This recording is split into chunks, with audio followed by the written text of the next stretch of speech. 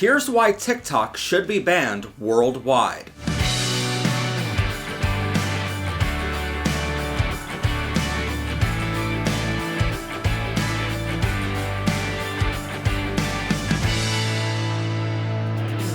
Check out our new Pride Flag pins and 2025 LGBTQ digital calendar. Get yours today at ProfessorPride.com. This weekend, the US government is set to ban TikTok from being available on app stores across the country, thanks to a bill that passed the House with 352 representatives in favor and 65 opposed.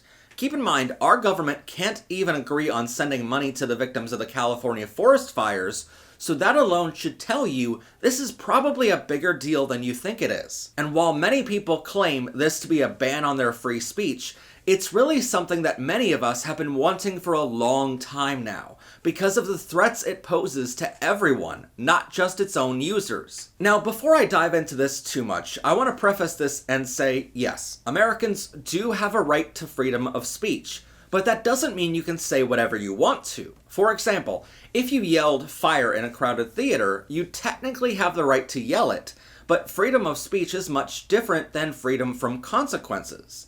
You'd be charged and likely convicted of disorderly conduct, and if anyone got hurt trying to escape a building where there was no fire, you'd be held personally liable for any damages to the building or any person. So you can say whatever you like in any situation, but that doesn't mean you'd never face consequences for it. And that's exactly what's happening to TikTok. Technically, they should be allowed to have a product in existence, but that doesn't mean their actions don't have consequences that the government needs to protect its citizens from. The FDA routinely has to stop medications or food products that might harm consumers before they go to market. The FCC regulates that manufacturers cannot use certain frequencies that would make products interfere with emergency services radios. The FTC blocks companies from buying each other to create monopolies and control pricing. So the federal government has a long history of blocking bad things from happening that would harm its citizens, and TikTok is no different. There are three massive reasons TikTok should, in my opinion, be banned from any app store worldwide, along with any other replacement that comes our way. First is, of course, its alleged threat to national security. Second is its unique ability to influence its users with propaganda more than any other social media app. And third is because it already breaks many laws, so it has no moral high ground to stand on. Let's start with the allegations from the FBI and FCC, who have investigated the app, its algorithm, and data for years now. They warned Congress of the potential threats TikTok's parent company, Byte has on its users. And Congress members have not even shared everything they learned in that report, because if it was leaked, that info would be a threat to our national security too. But to truly understand this, we have to go back to 2017, when a law was put in place by the Chinese government which required any company in the country, including Byte to provide a backdoor to any personal data used by the company. This means the Chinese government has access to any data ever used by TikTok, and they can use it without ByteDance's permission, without providing a reason, and for whatever they want to use it for. ByteDance might say the Chinese government never asked for any data yet, but let's be honest, the back door is wide open, so would they really know themselves if it happened? By the way, I'm not just talking about anything you searched for or anything on your profile. The Chinese government could care less that you search for cat videos. But if you liked a video of a Democrat or Republican candidate, if you took too long to scroll past a video of Ukraine fighting Russia, or if you searched for videos about Taiwan being its own country, the Chinese government would have a lot of interest in that data. We've heard hundreds of users say things like, "But I found a good cooking tutorial on TikTok." And that's great, but you can find that on other apps much easier. And now the Chinese government knows you like to cook. And you could, in theory, cook for the US military if they were to, let's say, start a war with the US in the next couple of years, as the US Department of Defense has been warning us of and preparing us for. I'm not saying one search or like would tell them everything they need to know about you or the United States, but when you consider the amount of data they're collecting every second, it's terrifying. They can collect much more data 1,000,000 times quicker compared to YouTube, Google, Facebook, or anyone else, because you're watching shorter videos on their app, and that means tons more data for them much faster. TikTok uses on average about 1 gigabyte of data per hour, which is a lot considering you're watching short videos. As someone who's worked in video production nearly my whole life, I can tell you it doesn't take 1 gigabyte of data to stream data in only one direction. But it could take that much if you're streaming in both directions. Every time you're clicking on something, commenting, liking, every time you watch a video to the end or scroll past it quickly, there's data being transferred back to a server at ByteDance. But all social media companies do this. You might have noticed getting targeted Facebook ads for something you never searched for, but only talked about with someone in private while your phone was in your pocket. That's because when the app is free, you are the product that Facebook, Blue Sky, and even YouTube are selling to advertisers. The more data they have on you, the better they can target those ads and the more likely you are to buy that advertiser's product. Unlike other social media apps that just get info on what you click on and search for, ByteDance admitted in their own privacy policy for TikTok, they collect biometric info, including your face print and voice prints of you, along with your IP address and more. That includes tracking you even when you're not using the app. If you have the app on your phone, it's tracking you 24/7. If you ever noticed your battery draining faster than normal ever since you downloaded TikTok, that might be why, because according to their own privacy policy, it seemingly uses a lot of data even when you don't have the app open. With ByteDance or any company based in China, the government has a backdoor to all of that data too. And while users can express how amazing it is that TikTok can find videos you'd be interested in watching within a few minutes of being on the app, that immediate personalization is scary. Some users have described it as the app knowing them better than they know themselves. And look, it's funny when the app predicts your habits or hobbies, but that data can also be used in malicious ways by the Chinese government. So why not ban all social media apps then? Well, many companies in the US have been very outspoken in their fight against sharing data with the US government, or any other governments for that matter. Google and YouTube say, quote, "We remain committed to protecting our users against any improper demands for their personal information, and we will continue to oppose demands that are overly broad or otherwise legally objectionable." So there's currently no backdoor into YouTube, Google, or many other companies, but TikTok is legally required to have a backdoor wide open to China at all times. The second, and I would argue more important reason TikTok should be banned is because it's almost perfect for spreading propaganda. No one does it better than TikTok, and that's for a reason. With the backdoor wide open, their government can use that data however they see fit. And remember, the Communist Party of China has an entire department called the Publicity Department of the Central Committee. No one knows how many people work in this propaganda creation department, but it's certainly more than a few. For decades, this division has been tasked with making Americans doubt and spread fear about our own government. And with China, it's never been straightforward. They'll never make a video telling you to hate a president, but they will share tiny pieces over the course of years and let you put those pieces together to solve the puzzle. They've been doing it for generations in a lot of forms, not just on social media. For example, a lot of the anti-vaccine rhetoric we're hearing nowadays came directly from Chinese propaganda thanks to their years of hard work spreading tiny bits here and there.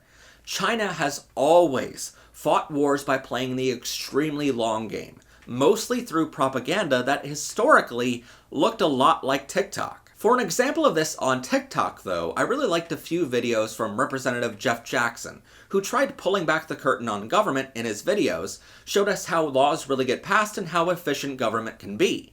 But the more I liked his videos, the more I seemed to get videos from Trump and others saying how terrible the government is. Any story of a shooting, car driving through a crowd, wildfires, or any bad news didn't really make its way to my feed until there were videos by commentators bad-mouthing the US government's response to the crisis. And that's the point. For the record, I find myself somewhere in the middle on politics, with each party having some good ideas on different issues.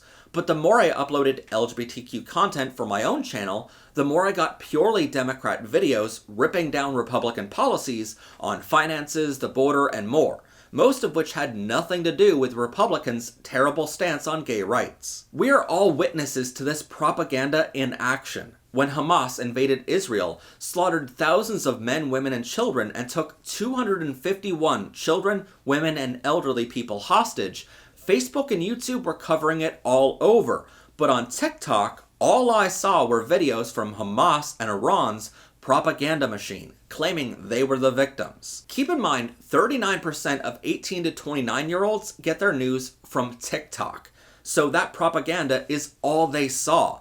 Suddenly, college campuses were filled with students protesting, which they have a right to do, and some destroying everything they can find, which they don't have the right to do. Again, not freedom from consequence, but this seemed to derail the Democratic Party. Not because of their stance on the issue, but because none of us could really understand why people were upset with Democrats on this. If anyone bothered to ask Trump his stance on it or saw it on TikTok, they would know he wanted to carpet bomb Hamas, which is the exact thing these voters wanted to prevent Israel from doing. But all they saw on TikTok was Kamala Harris having a two-state solution, and they didn't agree with it. They didn't know Trump had any policy on it, so many of them voted for Trump instead. Now that Trump was elected, he and his Secretary of Defense have said they are happy to carpet bomb and kill every last member of Hamas. Then, days before Trump is set to take office, Hamas is suddenly willing to come to the table and negotiate a ceasefire. Weird. It's almost like they're scared of Trump. But Democrats voted for Trump in record numbers, because a majority of them were fed this lie that Kamala's policy was worse. China, on the other hand, loves chaos in the US, and a lot of that started on TikTok. To this day, we still get comments from people convinced by TikTok videos that Trump is an ally of gay rights, even though he's one of the country's worst homophobic presidents of all time.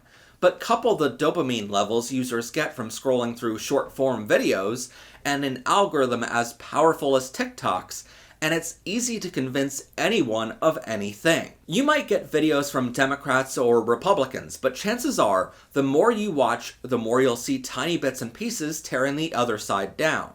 And pretty soon, people that would normally be independent and voting for policies, not parties, are now voting for parties, not policies. That's why our politicians nowadays care less about getting things done which they promised us, and care more about what letter is behind their name on the ballot.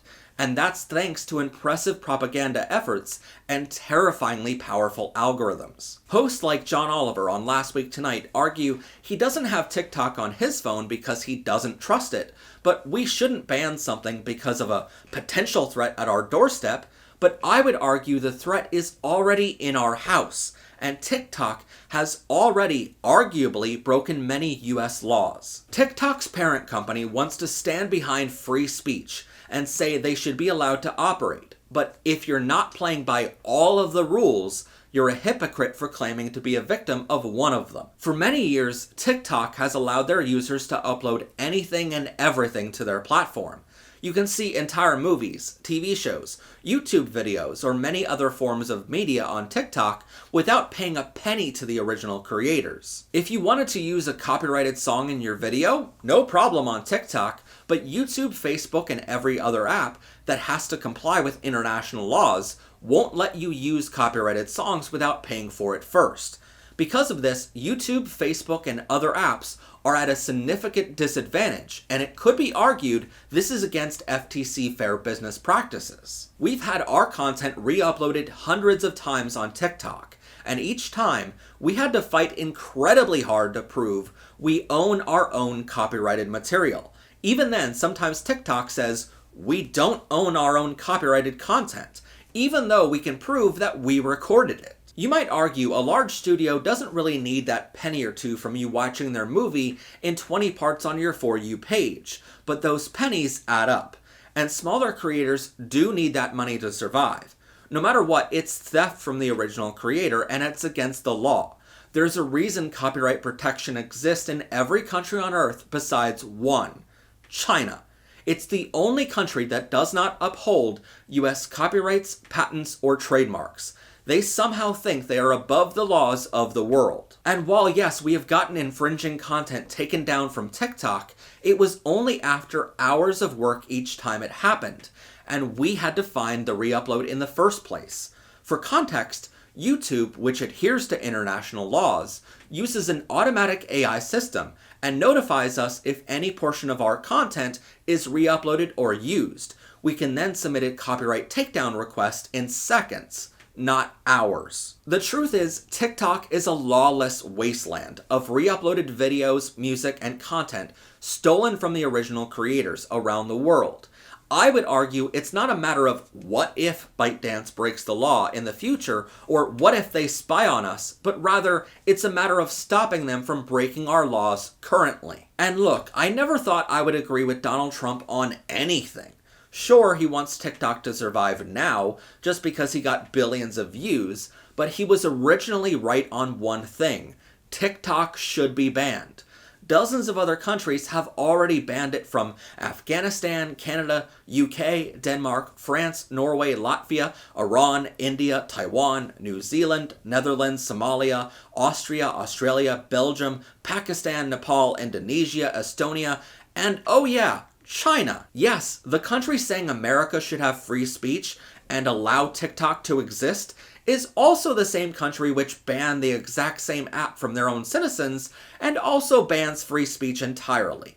Instead, China has their own version of TikTok where they ban users from searching for news like Tiananmen Square or anything else that might make their government look bad. This separation also helps them separate the data, so Chinese citizens using the app won't skew the data they're getting from TikTok.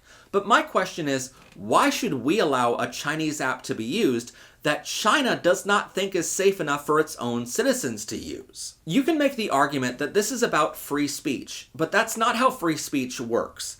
TikTok is basically like a spy that came to the United States. It watches you 24/7, you tell it all about your personal life, you even invite that spy into your home to witness every private conversation you have, you take that spy with you on every trip to the grocery store and every day to work. Perhaps you're a banker and you hear account numbers all day. Perhaps you're a construction worker and hear details of how they're building a bridge or government building. Or perhaps you're in the military and you're practicing defense strategies. But you invite that spy in your pocket to go with you everywhere you go, and it hears everything you do. And now that spy goes back to their home country in a matter of milliseconds and shares all of that intel with your enemy. Now they know where you live, every relationship you have, what foods you purchase, account numbers of every customer you handled, where our bridges and buildings are the weakest, and how the US plans to defend themselves from invaders. All because TikTok gave a backdoor to your enemy. Now in real life, spies are put in prison and oftentimes punished with the death penalty for espionage. All America asked ByteDance to do was sell the controlling interest of their company to anyone else or move their headquarters anywhere else in the world besides China. But they refused this simple request, which should ring alarm bells for their true motives. TikTok is still trying to get away with it because its users love watching copyrighted videos, movies, music, and the occasional news story of how terrible America is. Somehow it has the victims of that espionage fighting on its behalf. Talk about Stockholm Syndrome. The most chilling part is that it's not even over when TikTok hopefully gets banned. With the ban days away now, Americans are now turning to RedNote, another app started in the wake of this with the same ties to China. In my opinion, it looks like the same people are upset that their tactic didn't work to keep spying on us and breaking our laws. So they've created another app to do the same thing because they found a loophole in the law banning only TikTok specifically. And you can argue all you want to how banning one app is a threat to free speech. But how come the replacement that they came up with, called RedNote, is banning free speech too? If they're all about free speech, how come they're the ones banning it? Because when our friends tried to get on RedNote, they were banned from the entire platform for even mentioning anything related to them being LGBTQ, something that is also banned in China. So it seems like the whole free speech hill TikTok wants to hopefully die on isn't really all that important to its real owners, or should I say, backdoor users, which may be the gayest thing I've said all week, by the way. That was just a way to get us Americans to fight on its behalf against our own government. And that's a great example of how well propaganda works on TikTok, because they used it against Americans. And anyone claiming that banning TikTok is a ban on free speech continues to fall for that propaganda to this day. In fact, I would argue the more someone fights to keep TikTok, the more evidence we have to show why it should be banned. If you'd like to support our show, check out ProfessorPride.com for hundreds of ways to show off your pride. Check them out now along with our LGBTQ books, magnets, pins, umbrellas, digital downloads, and more at ProfessorPride.com. Special thanks to our members and subscribers this month who proudly support our work providing LGBTQ education and resources. Please subscribe to our channel or click on this video to continue enjoying Powered by Rainbows.